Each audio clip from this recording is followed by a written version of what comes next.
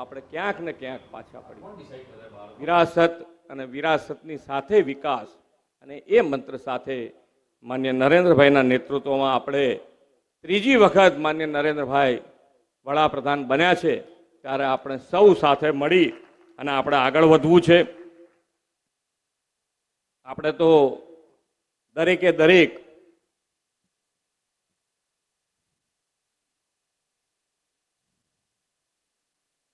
આપણી સંસ્કૃતિ અને આપણી સંસ્કૃતિમાં આપણે પૌધામાં પરમાત્મા, વૃક્ષમાં વાસુદેવ અને છોડમાં રણછોડ, એટલે આપણી પ્રકૃતિ જો સચવાશે તો જ આપણું જનજીવન સચવાશે। અને જનજીવન સાચવવા માટે પણ આપણે છોડ અને નરેન્દ્રભાઈ એક ખૂબ સારી સંકલ્પ આપ્યો છે, એક છોડ માં કે નામ।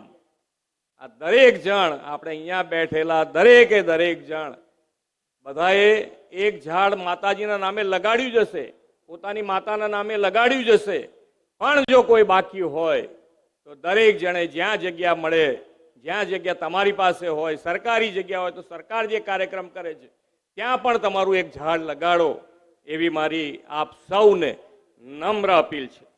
અને સાથે સાથે આજે એક સામાજિક મોટું કામ થઈ રહ્યું છે કે અહીંયા મશીનમાંથી 10 રૂપિયા નાખો એટલે 2 થેલી સિંગલ યુઝ પ્લાસ્ટિક આપણે બંધ કરવા માટેનો એક ખૂબ સારો પ્રયત્ન ગુજરાત પોલ્યુશન કંટ્રોલ બોર્ડ દ્વારા એ મશીન અહીંયા આજે મૂકવામાં આવ્યું છે। 10 રૂપિયા નાખશો એટલે પ્લાસ્ટિકની જગ્યાએ કાપડની થેલી 2 તમને એની અંદરથી મળશે અને એ ઉપયોગ થાય તો આપણે આ જે પ્લાસ્ટિકના દૂષણ છે એમાંથી પણ મુક્ત થઈ શકાય। એનો પણ આજે એક ખૂબ સારો અહીંયાથી પ્રયાસ થયો છે। ખૂબ સારી રીતે આજે અંબાજી હોય, સોમનાથ હોય, દ્વારકા હોય, સારંગપુર, દરેક ધર્મસ્થાન ઉપર આ પ્લાસ્ટિક ફ્રી બનાવવા માટે 14 જેટલા મશીનો અત્યાર સુધી લગાવવામાં આવ્યા છે। પણ છતાંય તમારે ક્યાંક વધારે ક્યાંક જરૂર પડે તો અમારા સુધી ક્યાંક પહોંચાડજો તો તમને મશીન વધારાનું પણ મૂકી શકાય એવું છે। જે આપણે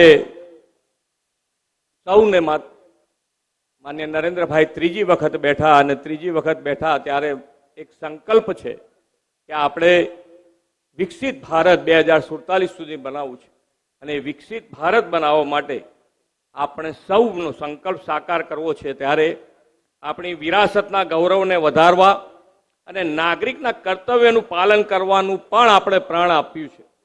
તો આપણે સૌ આપણી વિરાસત સમા મંદિરોને સ્વચ્છ રાખીએ, તેનું ગૌરવ વધારીએ અને નાગરિક કર્તવ્યનું પાલન કરીએ તો જ આપણે આ વિકસિત ભારત તરફ આગળ વધી શકીશું।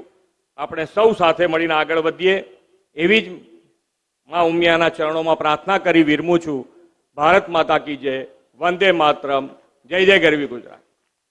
જય જય ગરવી ગુજરાત। ખૂબ ખૂબ આભાર માનનીય મુખ્યમંત્રી સાહેબ શ્રીનો। વિઝનરી ડાયનેમિક મુખ્યમંત્રી શ્રી આજના પ્રસંગે ઉપસ્થિત રહ્યા એ બદલ એમનો આભાર। સાથે આપણે આગળ વધીએ।